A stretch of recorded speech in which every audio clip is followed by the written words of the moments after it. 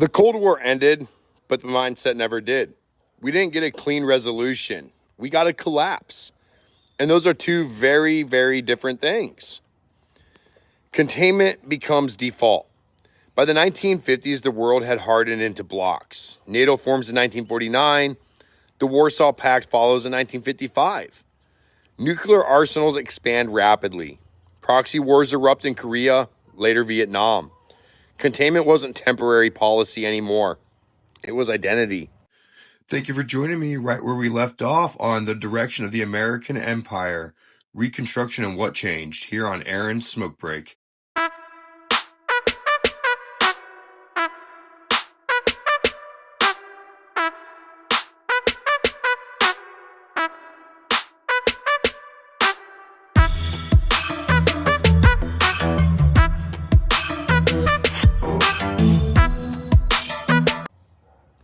America defined itself as the defender of the free world. The Soviet Union defined itself as the leader of socialist resistance to capitalism. And the world became a chessboard. FDR's economic integration project still functioned in the West. Bretton Woods held. Germany boomed. Japan industrialized rapidly. Western Europe stabilized. But outside that sphere, Cold War rivalry often overrode economic development. The arms race logic in 1950, NSC-68 recommended massive military expansion to counter Soviet power. Defense spending surged. The hydrogen bomb followed the atomic bomb. Mutually assured destruction became the doctrine. And once nuclear deterrence defined global stability, military posture became permanent. The peace was not maintained by prosperity alone. It was maintained by fear.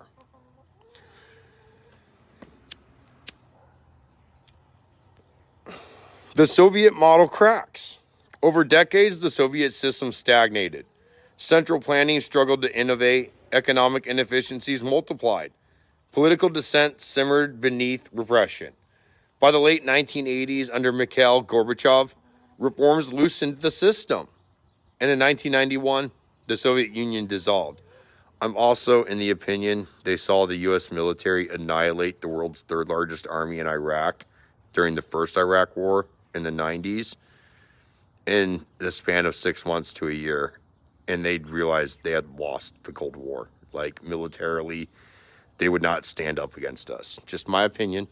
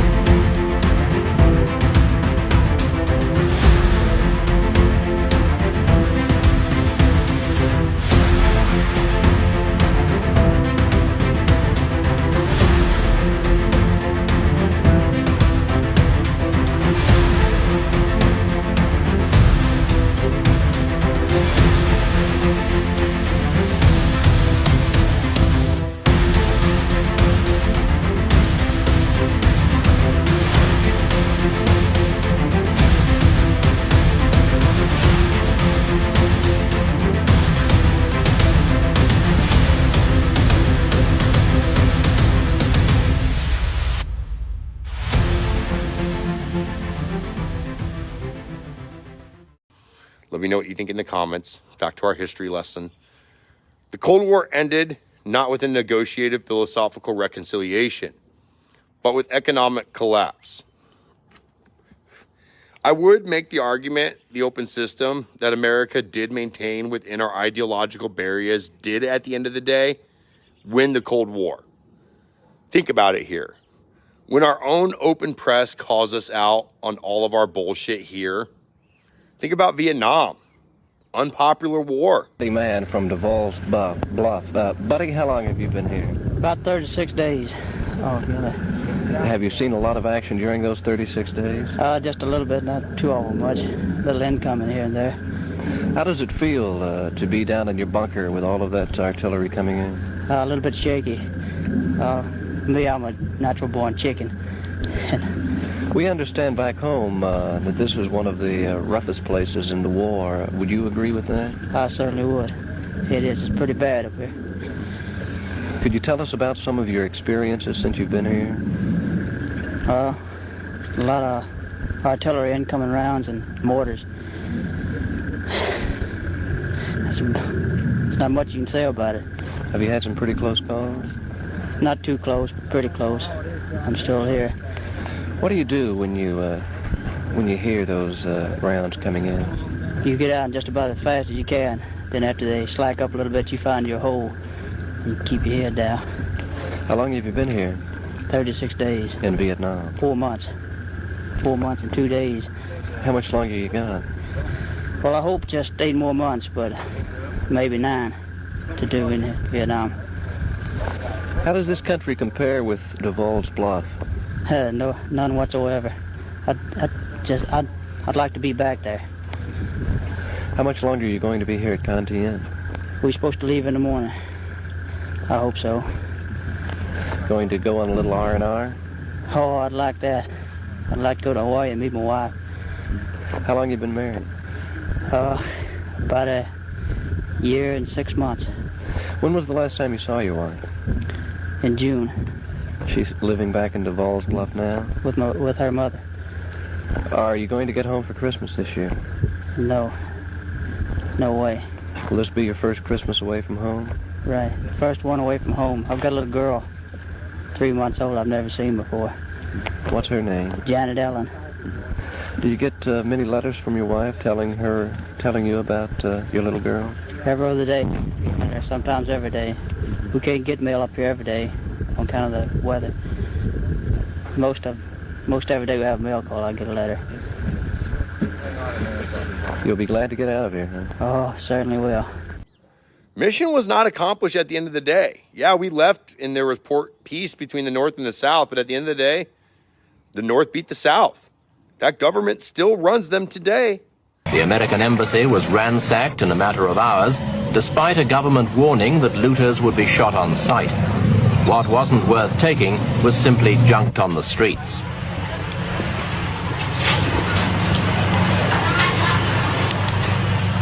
The junk wasn't just paper. The streets were also littered by small arms and other items of military kit thrown away by South Vietnamese soldiers. The discarded equipment even ran to tanks, some damaged, but some also abandoned intact by their crews as they fled before the communists. The South Vietnamese army began to disintegrate. Even the crack airborne units took off their uniforms and threw away their weapons. A geopolitical reality. And we actually do good business with them because they are a market economy. Like, look into Vietnam. So here's the uncomfortable question. Did we win because our system proved more prosperous, or did we win because we outspent and outlasted them in an arms race? Probably both. My take, anytime at least when America used its power, it's always had a mirror shining back on it. Think about that. I mean, at least me as an American, from my perspective, there's always just a mirror shining in our face over every little thing we do. We can't do anything. The NSA was called out by our own American whistleblower. We tell on ourselves. And yeah, I mean, he went to Russia, but where would you go? I mean, that's one place that'll never give you up. And these events, they impact us today. And Vietnamese, and that's the biggest atrocity. The media wants to capitalize, I think, on all these veterans getting together and testifying on all these atrocities. You know, we want to get into the atrocities, but we also want to get into, you know, what are we doing over there in the first place? You know, how do these atrocities get to be committed? You know, they just don't happen. There's the whole thing of how they tell you, you know, that the people over there aren't really people. It's not, one guy just hasn't been doing it. You know, it's been this pretty much established policy. The front dude got up and wrapped all the shit, they'd hang him. But they can't deny the testimony of all these dudes in the room. The first day I got to Vietnam, I landed in Da Nang Air Base, got off the plane, and hitchhiked on Highway 1 to my unit. I was picked up by a truckload of grunt Marines with 2 company-grade officers, first lieutenants. We were about 5 miles down the road where there were some Vietnamese children at the gateway of the village, and they gave the old finger gesture at us. It was understandable that they picked us up from the GIs there. they stopped the truck. They didn't stop the truck. They slowed down a little bit, and it was just like response. The guys got up, including the lieutenants, and just blew all the kids away. There was about 5 or 6 kids blown away there, and then the truck just moved, continued down the hill. That was my first day in Vietnam. It is a geopolitical reality. I'm not here to bullshit you. So let me know what you think. Again, I have some very short, quick videos that cover how certain things are just inherently cultural to Americans. I recommend you check them out.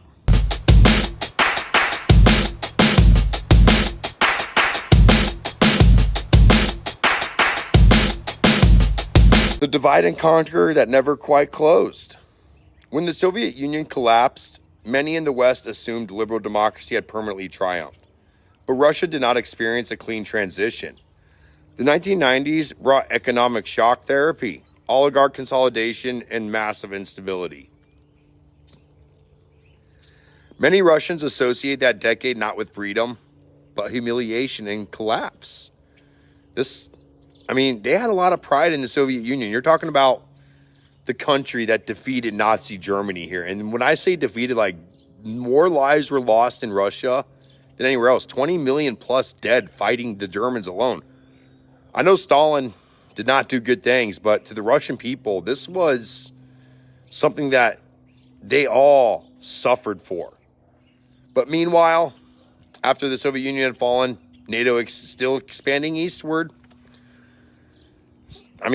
It's Russian memory here, guys. Getting invaded. 20 plus million. Former Soviet satellites integrated into Western institutions. From a Western perspective, voluntary alignment. From Moscow's perspective, encroachment. This is our system speaking for itself here, though. But history doesn't disappear when systems collapse. It lingers. And when Vladimir Putin invokes historical unity between Russia and Eastern Ukraine, he draws on Soviet-era industrial integration, Russification policies. Russia literally colonized Eastern Ukraine. That's why there are actual, ethnic Russians in Eastern Ukraine to even begin with. The demographic shifts in the Donbass. Narratives of post-Soviet grievance. Russian colonization also gave them a solid excuse. Keep in mind, there was a rebellion going on in the East Ukraine before Russia invaded.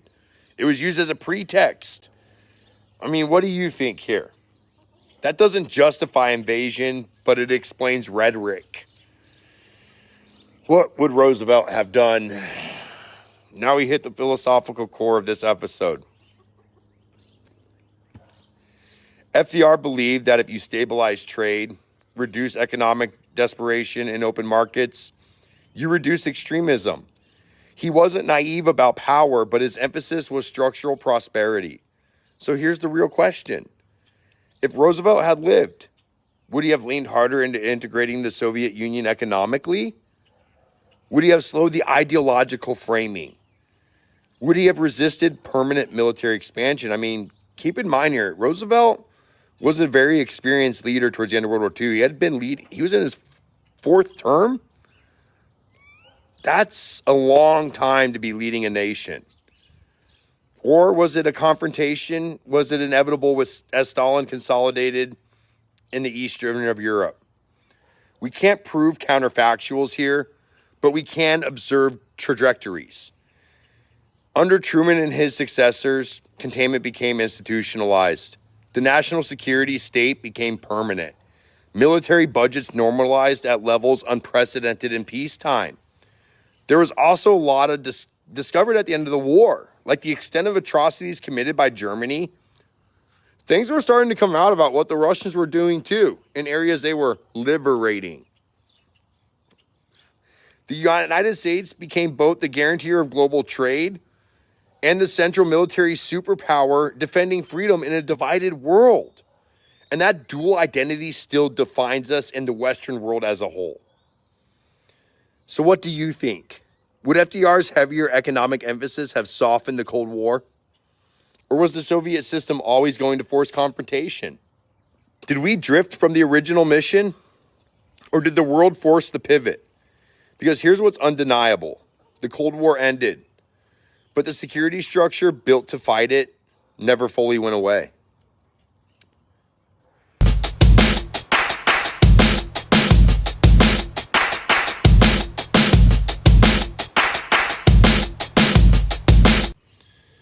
America didn't abandon FDR's system.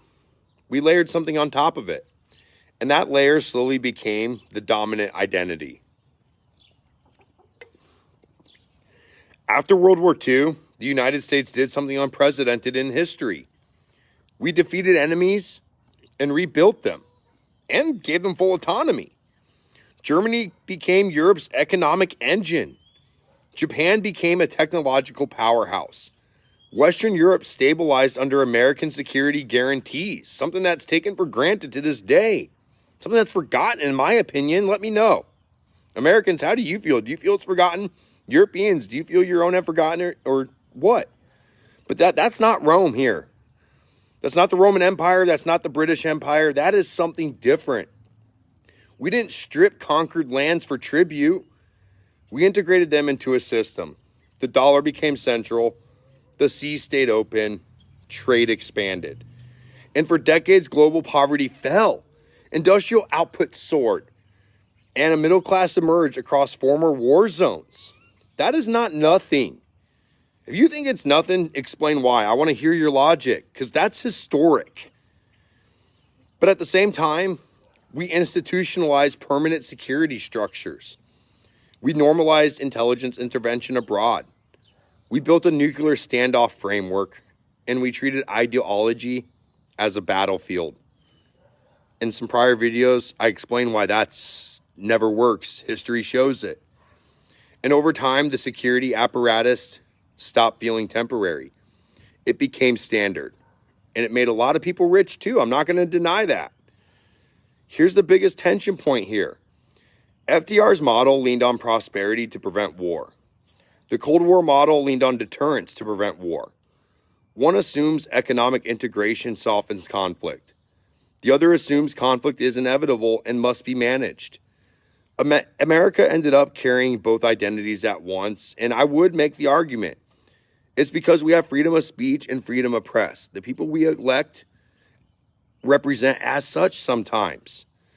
I'm not saying we don't have our problems, but we can openly talk about them and blast them in the media. Look what I'm doing right now. Even my government can't stop me. I can say they are a piece of shit right here, right now. Can you? I can say a lot of things that I won't. I'm not trying to go complete rated R. I'm trying to keep things at least PG around here. But back to the point. The dual identity shaped everything after 1991. When the Soviet Union collapsed, the dollar system remained. The Navy still protected sea lanes. Our Navy benefits Europe more than it benefits the United States by keeping free trade routes open. I mean, that's a benefit to the world provided by the United States Navy. When you see that Navy ship. But the security infrastructure did not shrink proportionally. NATO expanded, defense budgets stabilized, the intelligence state continued. The Cold War ended. But the architecture built to fight it did not disappear. So let's zoom out for a second. Step back and take a look at the world today. Germany and Japan are prosperous. Democracies, prosperous. Eastern Europe chose integration with the West. Ukraine fights fiercely for their sovereignty, good job, Ukraine.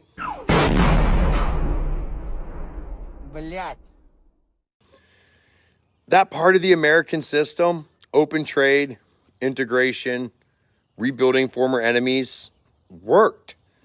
But global politics still defaults to confrontation language. We still frame conflicts in ideological absolutes. We still reach for military posture as primary signaling. Are we right or wrong to do such? Once again, let me know in the comments. So maybe the real deviation wasn't that we became strong.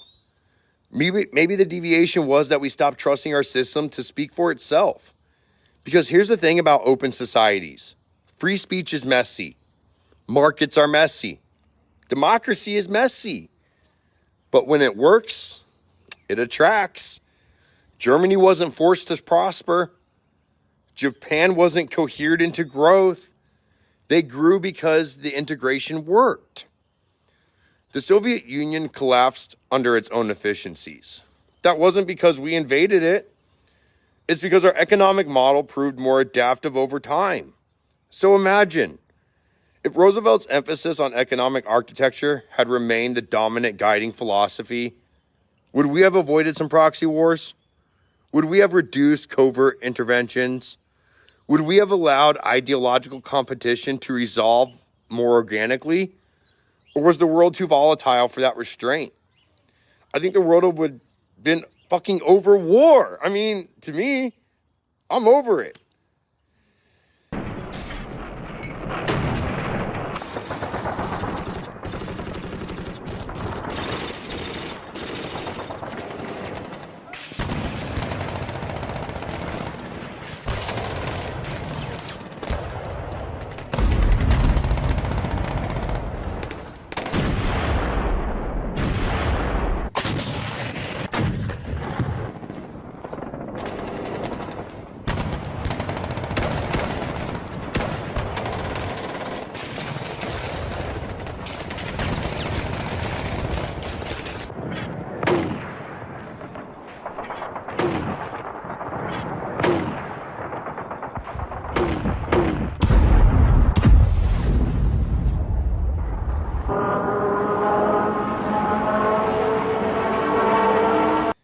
That's the fork in the road this episode sits on. Not America good or America bad, but what kind of power did we choose to be? Soldiers, sailors, and airmen of the Allied Expeditionary Force, you are about to embark upon the great crusade toward which we have striven these many months. The eyes of the world are upon you. The hopes and prayers of liberty-loving people everywhere march with you. In company with our brave allies and brothers in arms on other fronts, you will bring about the destruction of the German war machine, the elimination of Nazi tyranny over the oppressed peoples of Europe, and security for ourselves in a free world. Your task will not be an easy one. Your enemy is well-trained, well-equipped, and battle-hardened.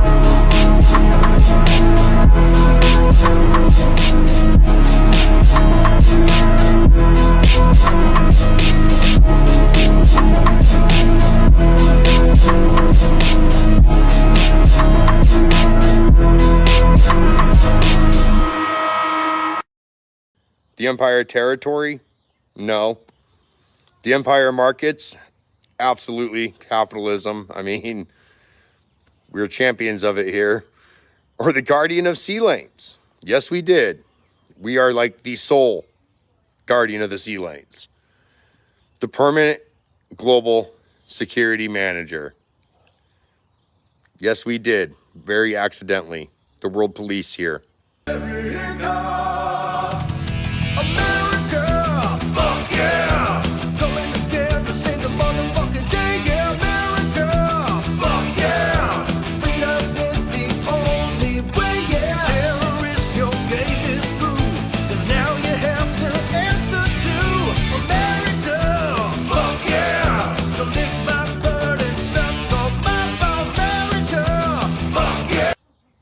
Fuck yeah. And that's the last one. The part that FDR might not have fully intended. This isn't about dismantling American strength. It's about remembering what made the system powerful in the first place. And systems that don't make adjustments don't last. Once again, our system is designed to make adjustments, whether our politicians use them or our people realize them or not. I would love to speak to some constitutional attorneys out there with multiple views of the law on this. Honestly, just please let me know. With that said, open debates, open markets, open seas. The ability to challenge authority without being imprisoned for it. That's what differentiates us from the Soviet model and other current models going on. And that's the part we should lean into. What kind of power do we choose to be? Every country we've defeated in major war since 1945 still exists. Think about that. Iraq, twice. Germany exists. Japan exists. South Korea exists. North Korea would have existed with them. Vietnam would have existed had we won that one. Panama government, after they were taken over from when the cartel that took them over in the 80s. Yeah, Venezuela, we didn't give Panama as much time as we gave Venezuela, but we eventually took them out.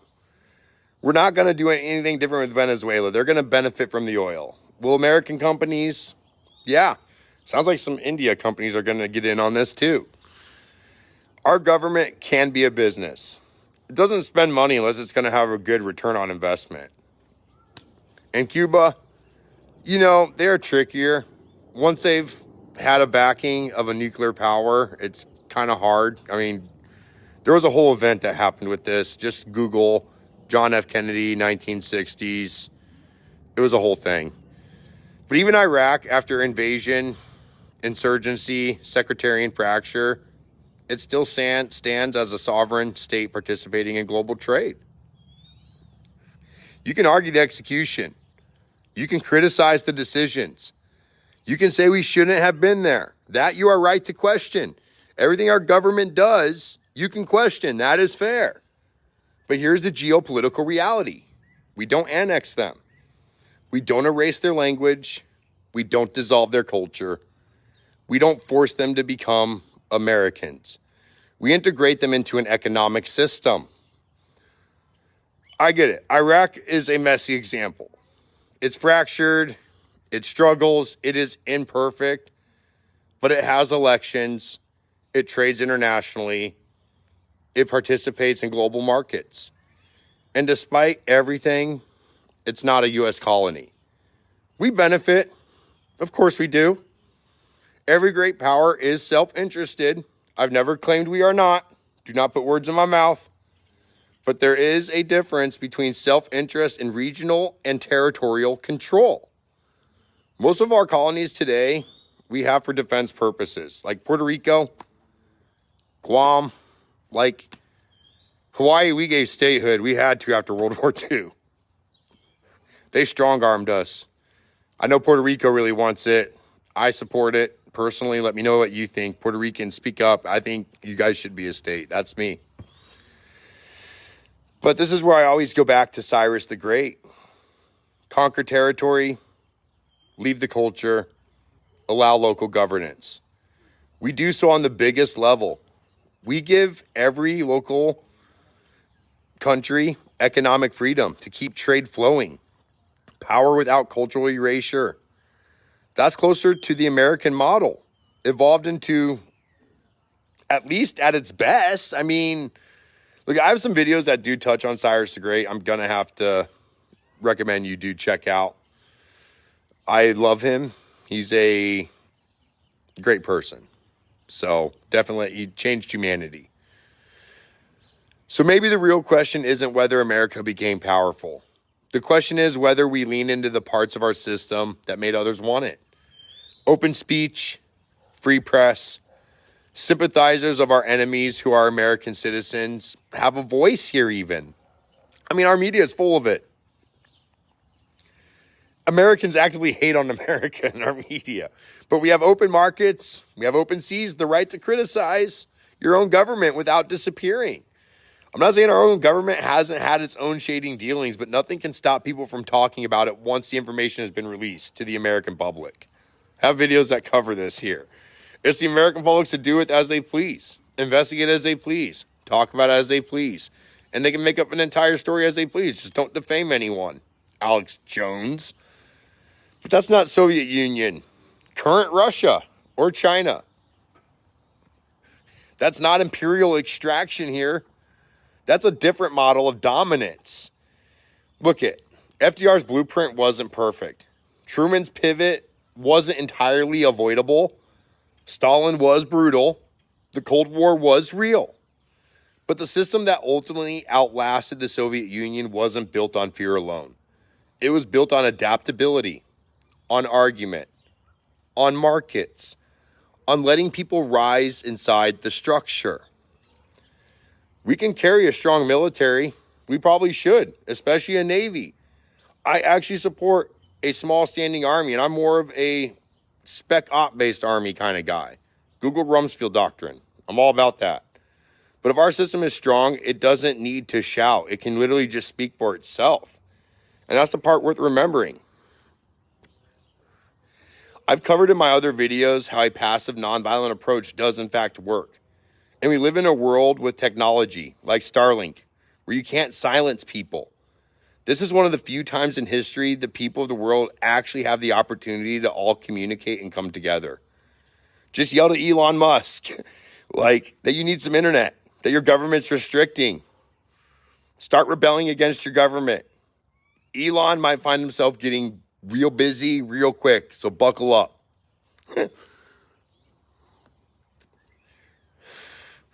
We didn't strip them and starve them. We built them up. That strategy has not changed to this day. We do not defeat our enemies totally and completely. We let them have their dignity in the end and let them rebuild their lives. I'm not saying before World War II, we always kept it this clean. I'm not saying we've kept it this clean since for sure. I'm not saying there haven't been exceptions here at all, but this has been our standard sense. The world has never had more peace. It's a fact. This has been Aaron's Smoke Break. Not fantasy, not propaganda, reality. Welcome to it.